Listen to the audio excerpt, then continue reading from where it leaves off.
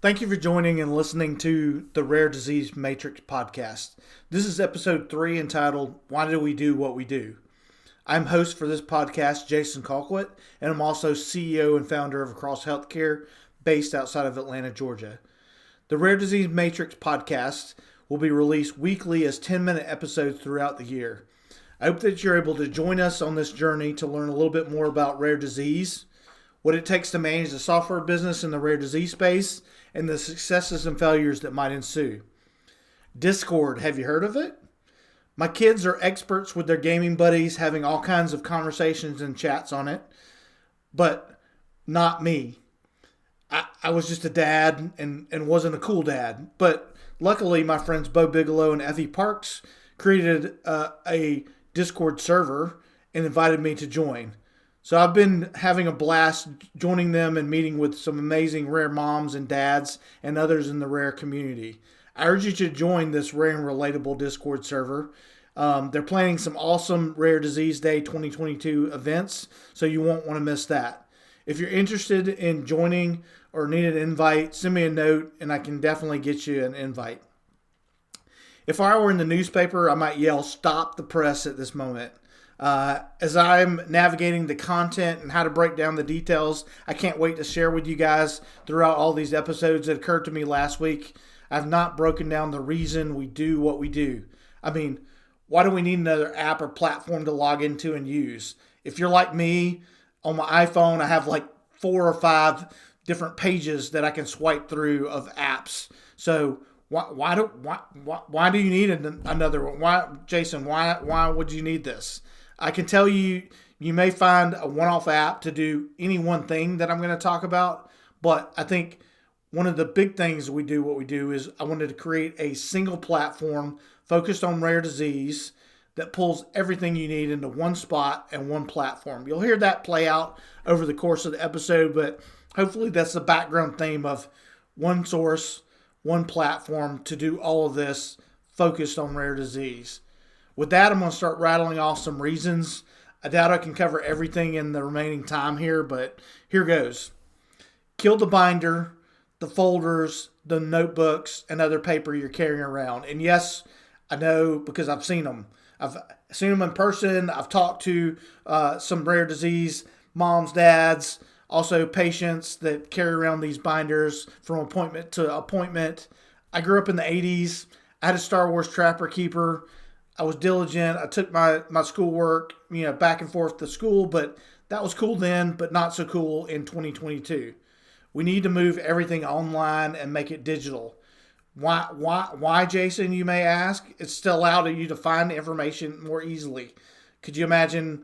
I've seen some pretty thick binders, like I said, so finding information within all of those notes, pretty difficult. But if we digitize that, we can easily query, what we call query, go find that information within that digital information.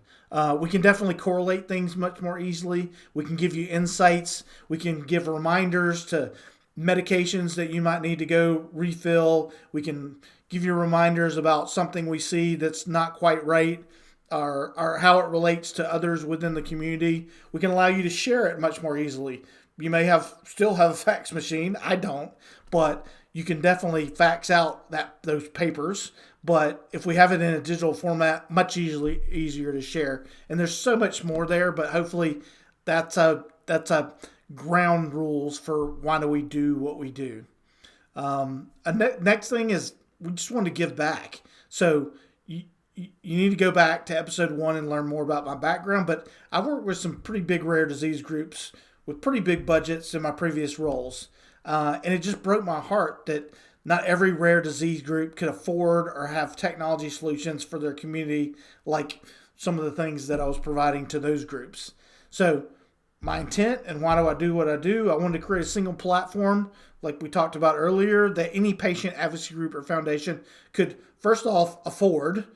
So shouldn't be even if you're 10 ultra rare with only 10 people in the world, you should be able to be doing some of these things we're talking about.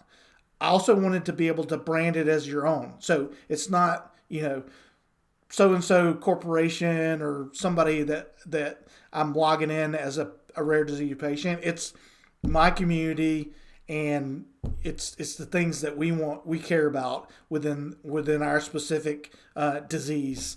And I wanted to use it to bring the community together. So use this tool to be able to bring conversations together. Not that you guys don't have Facebook groups and other things going on in the rare disease space, but this is a tool and another tool in the toolbox, so to speak, to be able to facilitate that coming together as a community.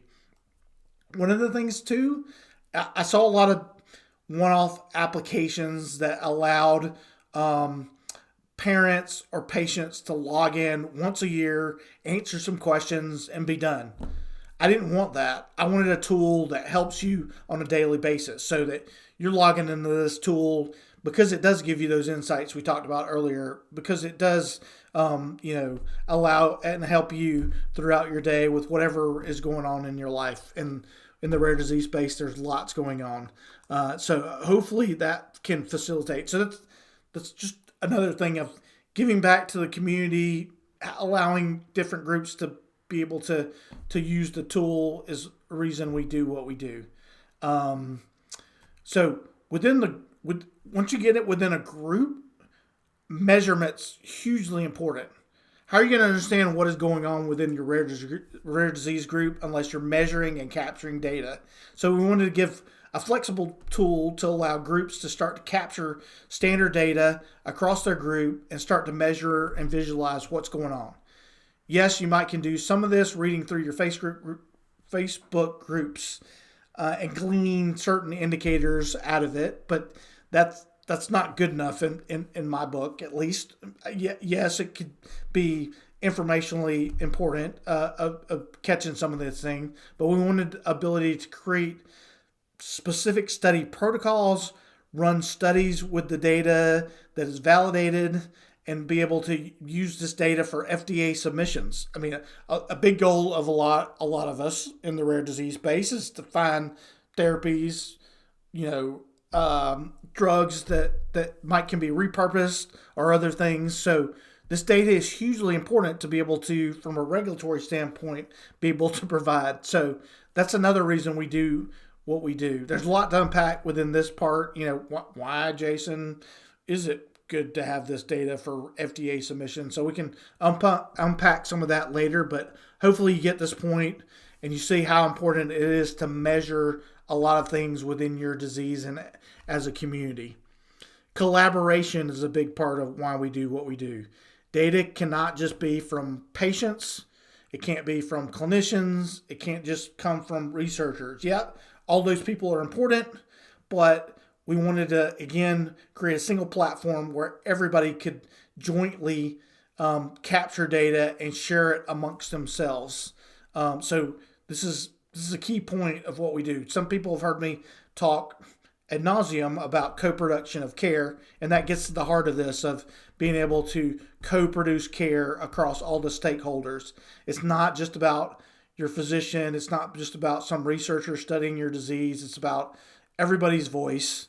And I use this term a lot. I call it everybody singing from the same sheet of music. So that's one of the reasons we do what we do, is to provide a tool that can allow for this collaboration that really doesn't exist. Lots of silos within these different pieces that we just talked about. Huge point here, and I recently heard a friend of mine, Mike Graglia, founder of SynGap Research Fund, speak on Clubhouse, and he said, and I'm not going to quote him, but it just sparked this thought in my brain, and it aligns with everything why we're doing what we're doing. But he said, in SynGap, SRS is trying to de-risk the ability for anyone wanting to come to work with SynGap. And that's exactly it. We're trying to consume all this data, create this environment, this network of patients, and have it be totally as risk-free as you can get to invite researchers, anybody interested within your specific disease, to be able to come in and you have it all ready to go for them. So I thought that was just spot on and really sparked some thoughts within my brain of why do I do what I do. It is definitely to de-risk anything these rare disease groups want to do using our technology. And there's acronyms like HIPAA, GDPR, 21 CFR Part 11. So all these can be scary things to talk about, but if you have a plan and you have a solution that kind of encompasses a lot of those things, it makes it a lot easier, and there's a lot more people that will come in if you have that plan and answers to the questions as these people want to join you. So definitely a reason we do what we do is to de-risk and make sure more people can join in the party, so to speak, of trying to find cures and solutions to what your group is going through. Another thing that we talk about of why we do what we do is speed. I've worked with a lot of groups that move really slowly on things, and one of the reasons I do what I do is I was like, I can do this potentially faster than others. So we've been heads down at this for the last 3 years, and it can't stop. We have to keep going faster. So in rare disease, we know the clock's ticking. Ability to influence function, skills, verbalization, independence, etc. All these things can be fleeting fast. So speed and every minute counts. Our heart is to provide tools and capture data today that can positively influence these events as fast as possible. So if any group can find a compound or therapy or repurposed drug, we don't want to start capturing all of these natural characteristics of your disease at that point. We want to already have amassed all of this data of what's going on with the disease and have that available for lots of different reasons. But specifically in these cases, when you start introducing these therapies, you want to have that natural history of how does your disease progress naturally, just as the statement says. So we definitely provide that, and that's another reason we do what we do. This is all a team effort. We hope to bring technology to help individuals and groups speed this process up and be prepared. So with that, I wish I had more time to talk about all these. Hopefully this gives you some small nuggets of why we do what we do and the reason you might want to start using a tool like ours. Maybe this spark some other interests or thoughts in your mind, and happy to have conversations offline with you about any of those, but would have to go ahead and end it because this is only 10 minutes. With that, I wish you a great week. I appreciate you listening in and looking forward to seeing you again next week on the Rare Disease Matrix podcast.